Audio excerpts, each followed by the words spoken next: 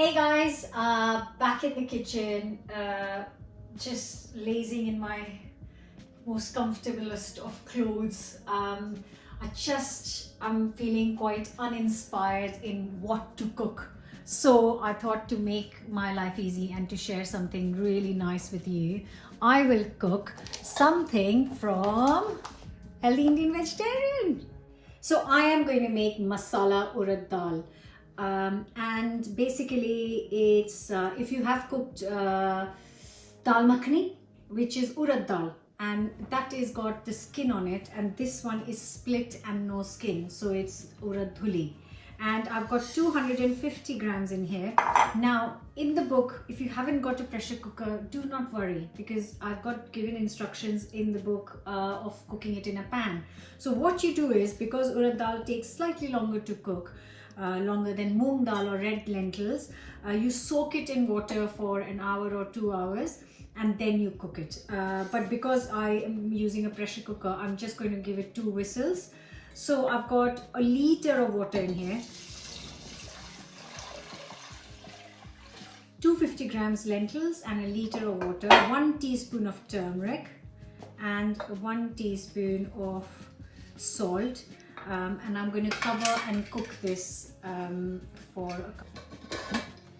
And if you are using a pan, once you have soaked it for an hour or 2, then you cook it, bring it to a boil, and then you let it cook slowly.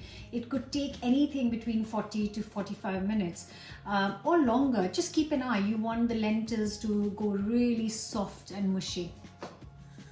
Nice hot pan and a couple of tablespoons of sunflower oil. I would normally use ghee, but I haven't got any right now. And once it's hot, I'm just going to put a pinch of hing or asafoetida. This is optional. And also a teaspoon of cumin seeds, and let them sizzle.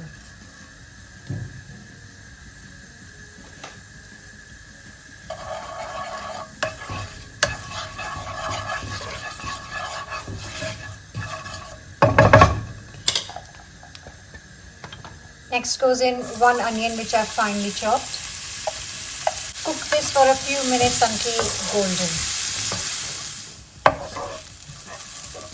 So it's got a lovely color to it. I'm just going to add 2 garlic cloves and a little piece of ginger which I've tried to chop up nice and fine.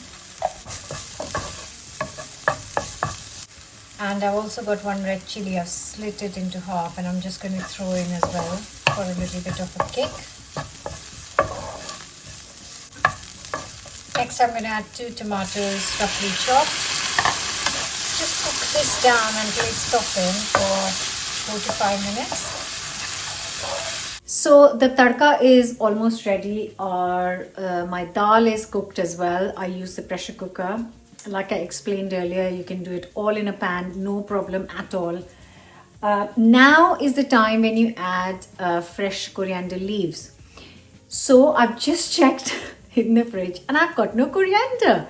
Well, I'm just going to skip it because I'm not going out to get some coriander right now. But what I found in the fridge were 150 grams of sugar snap peas. So what I'm going to do is give it a quick rinse and chop it up into small pieces and then add it to the onion tomato mixture. And I'm just going to add the chopped up sugar snap peas. And usually in dal, when we're making dal, we really don't add too many spices at all, because then the flavor of the dal just comes out quite nicely.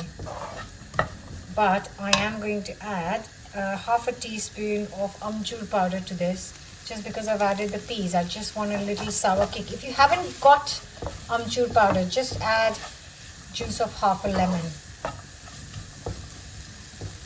Just a couple of minutes sauteing this and it's done.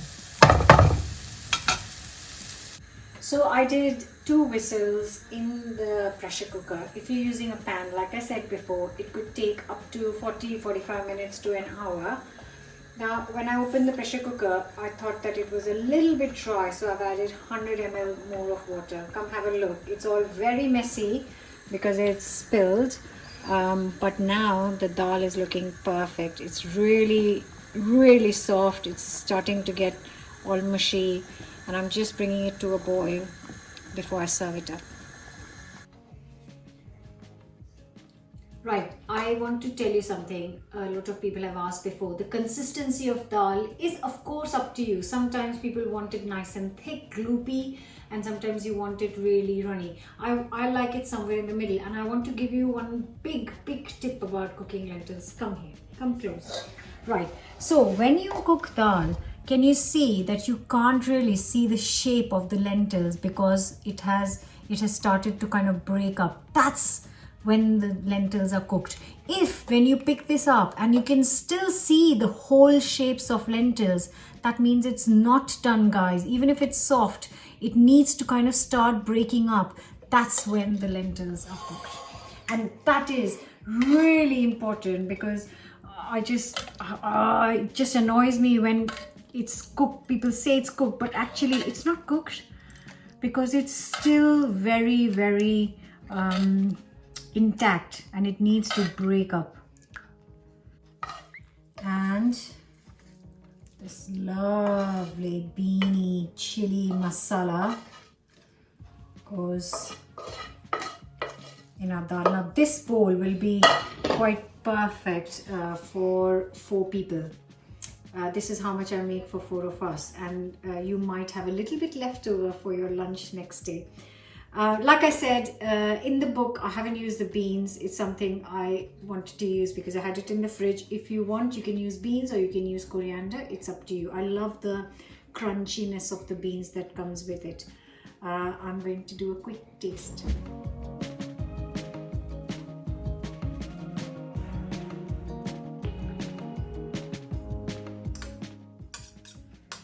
Oh, it smells so good.